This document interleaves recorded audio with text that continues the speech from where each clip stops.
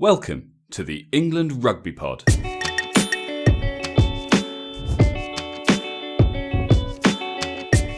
Thanks for downloading episode 56. A lot of changes have been made to the squad in time for the game against Samoa on Saturday, and we've got all the reaction right here.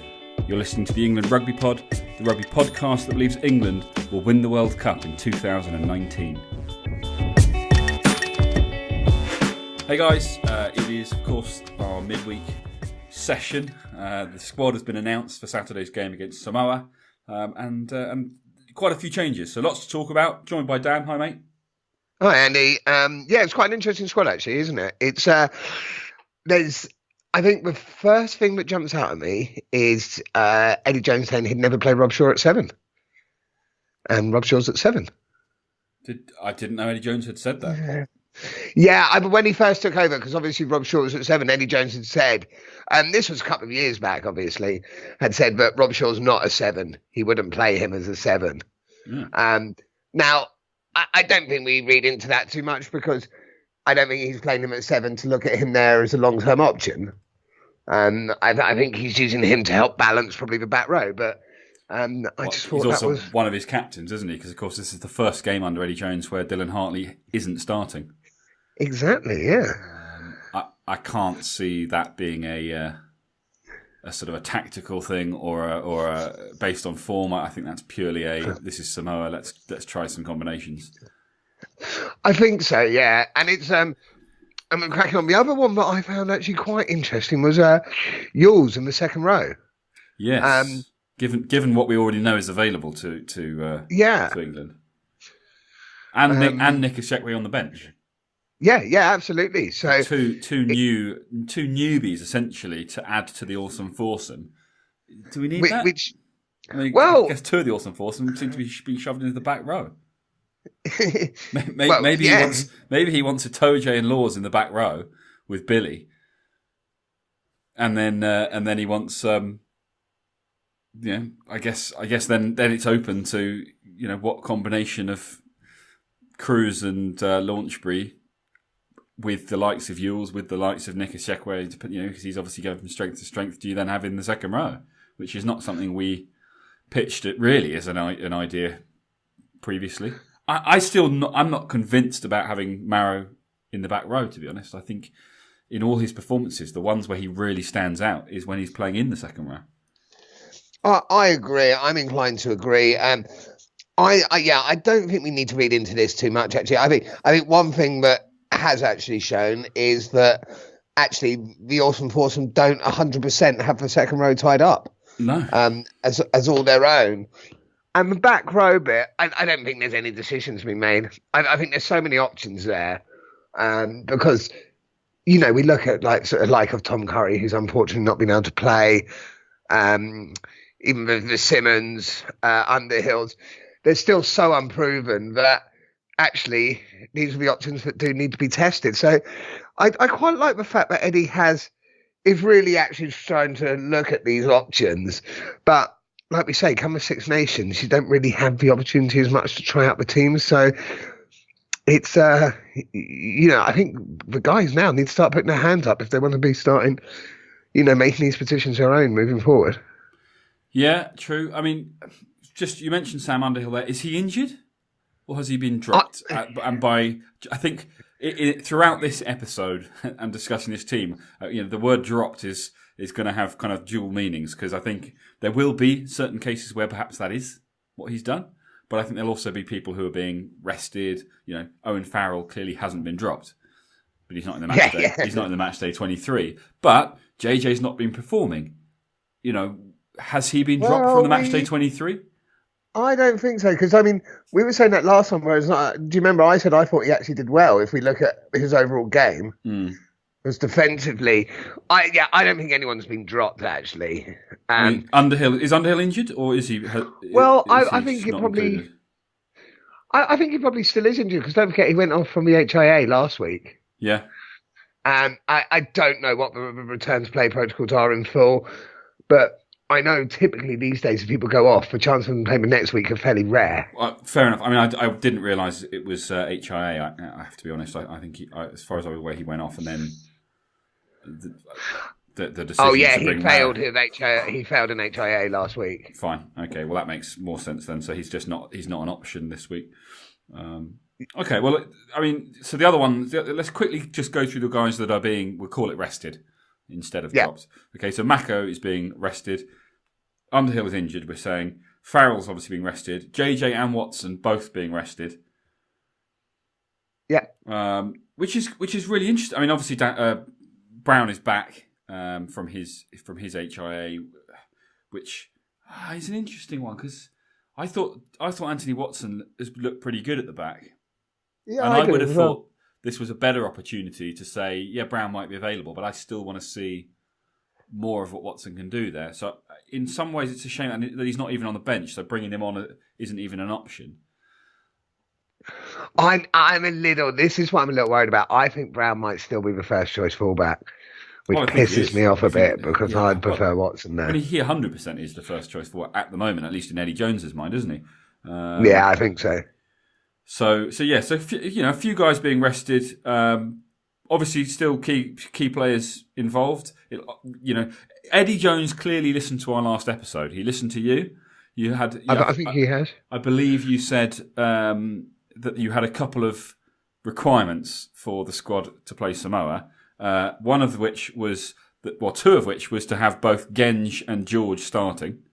Both Genge and George are starting. Absolutely. I think you also wanted to have, in the absence of Underhill, Sam Simmons at 8. Sam Simmons is at 8. Admittedly, we did say that Nathan Hughes would be on the bench in that situation rather than injured, but it is what it is. Eddie's clearly taken a back to his knee or something just to ensure that this decision can be made. So yeah, there's a few, and Henry Slade starts, which is also what we wanted. So you pretty much got everything you asked for. Even a broken clock strike twice today, huh? This is very true. Do you sit at home writing down little one-liners that are from like the 1920s? They're just in my repertoire, mate. They're just in my repertoire, ready to go. Oh dear. But when you were saying the Slade thing is interesting because the team I said I wanted Ford, Farrell and Slade. Now, I actually like the fact that Lazowski's in instead of Farrell. But I just didn't think Eddie Jones would go with it because I thought he'd want the experience. But I really like the fact Slade's getting a chance at 13. Yeah, I agree. That's where we want to see him, isn't it? Yeah, absolutely. I like the fact that Lazowski's getting another chance. But one thing I do not get at all is why Piers Francis is on the bench. Just about to say that. Yeah, I don't get it because both Lazowski and Slade can be cover for Ford. So, it makes no sense to me. Unless Eddie Jones just clearly he sees something in this guy and he just wants to give him as many opportunities as he possibly can while it's still an option. I think it must be because the thing for me is there's so many better options on the bench. Even if you rule out a JJ, there's you look at the likes of a Malander, you look at the likes of a Trinder, even a Martha Smith. I just can't see Francis being involved long term in the England squad. He's barely played, and now I don't know enough about him as a player, and Eddie Jones probably does know more. And he, like you say, he clearly sees something that perhaps we're yet to have seen. But I hope we do see it. I think maybe you just need to send Eddie a message in today's episode and tell him that look, you've done it now. You're not going to change anything, but I'm going to need you to take him out and bring back some of the more. Some of the more sturdy options in future, please, Edward. Exactly. I'm willing to let it go for now, but Piers Francis on very thin ice. Okay. Well, look, if he gets a chance to come on, and I'm sure he will, I suspect we might see the bench coming on a little bit earlier against Samoa, unless, of course, it turns out to be one of those games where we've gone in far too cocky and they start to cause us problems, which I don't think they will. But they've got some reasonable players. They do, but they don't have the international setup. I don't think so. Unless those individuals happen to just gel on the day, I can't see it happening. England are such a tight knit unit, even when they're not playing their kind of their first team. I can't see a team like Samoa overhauling them over 80 minutes. I do agree. Even if things start to go wrong, I think the England players have got what it takes. Anyway, though, On that, just quickly on that, what were your thoughts on this whole whether England players were going to share their match fees and them deciding not to? Well, you better expand. Tell the audience what you're talking about. So Samoa, obviously Samoan Rugby Union has been, it's broke. It says it's bankrupt.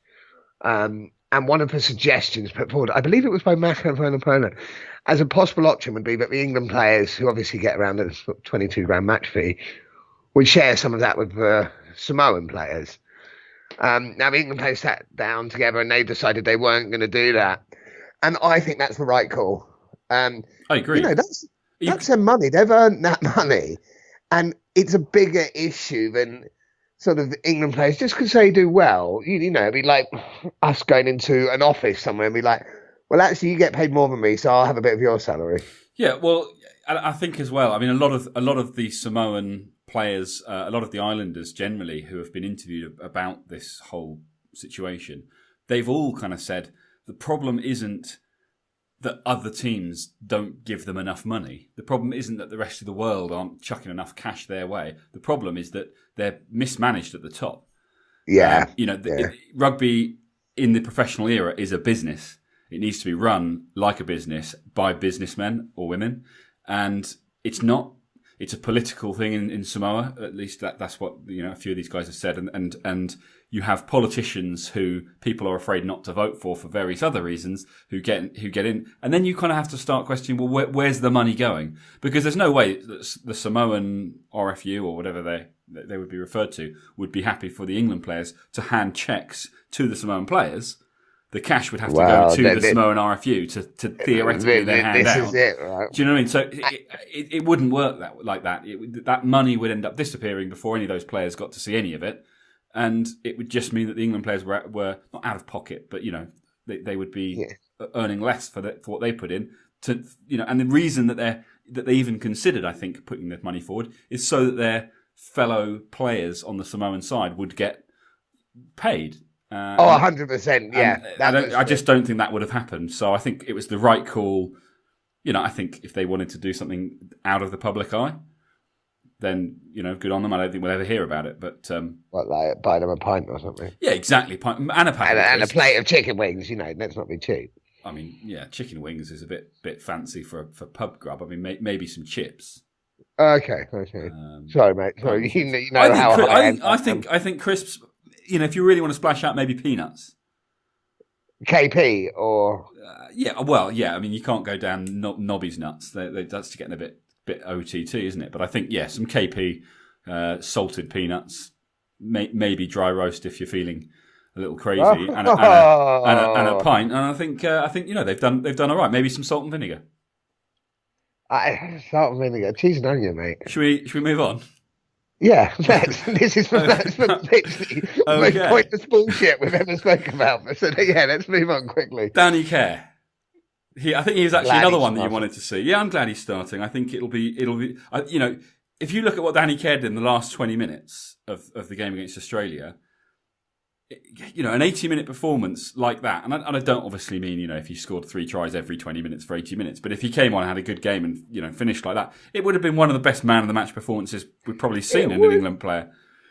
It was ridiculous the impact he had in such a short time against Australia. Yeah. I do think that probably cements him as a finisher, unfortunately. For him. Weirdly enough, the fact he played so well means he's probably not a starter, which is quite weird, but I'm really interested to see him start, and I hope he gets I think Youngs will come on, but I hope Danny Care gets at least a 60-minute performance. I think he will. I think if Eddie Jones is going to do this, so. He's seen Danny Care come on for 20 minutes time and time again. Yeah. He doesn't need to see Ben Youngs getting, unless there are problems and Danny Care's part of the problem, he doesn't need to see Ben Youngs having a 30-plus minute game because he normally has a 60-minute game. So I think, it'll be... hopefully, I mean, it's possible that he won't bring him on at all. I mean, if Danny Care plays the way he's been playing for Harlequins and the way he played last weekend, we might see him stay the distance. It's obviously what he does week in, week out for Quins, so why not? Sure. Yeah. But that will be a really interesting one, and I'm glad he's been given the nudge. The nudge. We're so lucky. The what? The nudge, the nod. He's The been given nod, the nod. I misheard the word nod, and I thought you said something else. But we're so lucky to have two such class scrum halves. We are, yeah, and it's great. We said this time and time again. Eddie Jones, I think, has reiterated it. Obviously, having heard what we've said, you need to have more than one person per position. You need that kind of pressure. And these two might have been around forever, but they know that either one of them can start, and both want to. Really, let's be honest. So they're constantly competing with each other, which is great because they're both involved. But they're not going to kind of sit back on their laurels and not put in the best performance they possibly can because they want to outclass the other one. They want to do what Danny Kerr wants to do what he did last weekend. So that what happens this weekend is what is now happening. He wants to get his shot. Ben Youngs will secretly be hoping that he gets it wrong and that But do you know what I mean? Though? Like, probably will. They've been around for a long time, and you might argue that if it was just one of them, it's a classic example of, where you have someone who seems to have just, he owns the shirt and that's that. But actually, despite having been around and having 70 caps apiece, they keep each other honest, which is good. Yeah. Think what Danny Kerr did last weekend. Think about how well he's been playing all this season. Yet it was only a few months ago that he wasn't apparently good enough to make the Lions tour, and the likes of Greg Laidlaw were ahead of him. I know, it's ridiculous, but that's weird Welsh / All Black bullshit. Dickedness. I don't know. It's crazy. I think it was probably good for Danny Kerr to, be a senior guy down in Argentina because I thought he looked like a more kind of mature player out there. Yeah, possibly. And it seems to have done him quite a lot of good coming into the season and so far what we've seen from him in an England shirt. So I just hope he continues to do what he's doing at the moment because he's becoming a better and better player all the time. And he does offer that impact. Really good point, I think. Yeah. He's obviously going to be gutted. He's probably going to be too old for the next Lions tour. Although older players can still manage at scrum half slightly better than perhaps in some of the other positions. So it'll be interesting to see how that one pans out. Any other big talking points? Maro, obviously, we've said back row, but we kind of covered that. Yeah. Probably the biggest one, we did mention it briefly at the beginning, we haven't really talked about it, Dylan Hartley, having his first stint on the bench. Is that such a big deal? I don't think it's a big deal in terms of are we surprised or do we think that it's a bad call? I think it's a big deal in the fact that in 22 games under Eddie Jones, it's never happened before. Yeah. And Jamie George has been the better, on paper, the better hooker for most of those 22 games. He's never started a game for England. So this is his first England start. So maybe that's the bigger story here, is it's Jamie George's first England start, despite having 22 caps or something. I may be making this up, but I believe this to be true, so I'm going to sit by it. I think Jamie George now has the world record for the most starts from a bench of an international rugby player. World records could be bullshit. I'm positive he definitely has the England record. Yeah, they said that during commentary in the game last weekend, I think. Oh, you caught that as well. I did, and I imagine a lot of our listeners did too. But okay. Well, good. I was hoping that hadn't resonated with everyone, but clearly it has. Good story. Thanks, mate. You're welcome.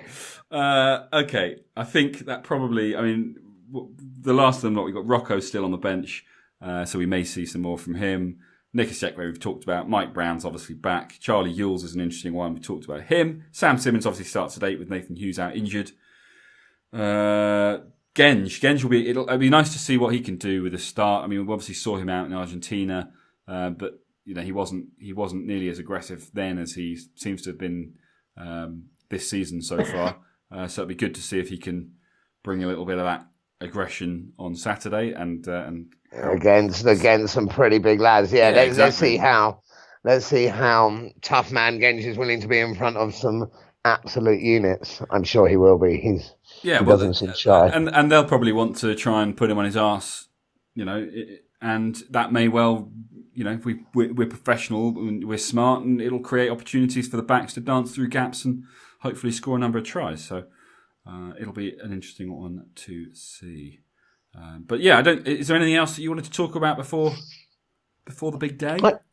I don't think so, mate. No, I don't think so. I think we'll look to do the same episodes that we did last week, which I quite enjoyed doing, actually. So I think anything else that comes up, we can cover then. Sounds like a plan. Well, guys, look, thanks for listening. Hopefully we didn't go off on too many tangents. We definitely went off on a few. But there it is. We haven't listed the team, but you get the idea from what we've talked about. And of course, it's all online. We'll probably run through it briefly before the game on Saturday. But yeah, thanks for joining us again. Hopefully you continue to do so. The number of people listening to us seems to be creeping up, which is always good. And we will be back on Saturday for the game. And of course, as Dan mentions, it'll be our usual format for match day, pre, during and post-game analysis. So you kind of get the full spectrum of how the game's progressing and, of course, our changing opinions as that goes on. So yeah, join us again then. As always, if you get the opportunity, head over to iTunes, rate, review, subscribe so you never miss an episode. Get in touch with us on Twitter. We want you guys to get involved, have your say. Email at England Rugby, no, not at England Rugby Pod, it's englandrugbypod@gmail.com. And the website www.englandrugbypod.com. And yeah, sorry, last thing. Also, guys, another tangent. If anyone's a locksmith out there and has the answer to me as to how bloody hell I sort out the fact that I snapped my key in my front door, please also get in touch. There you go, guys. At England Rugby Pod, tell Dan how to get the key out of his front door. That would be awesome. All right, cheers. He doesn't do Twitter box, so he won't he won't get your reply. You won't get your answers. But have a go anyway. We'll see if we can convince him to take a look.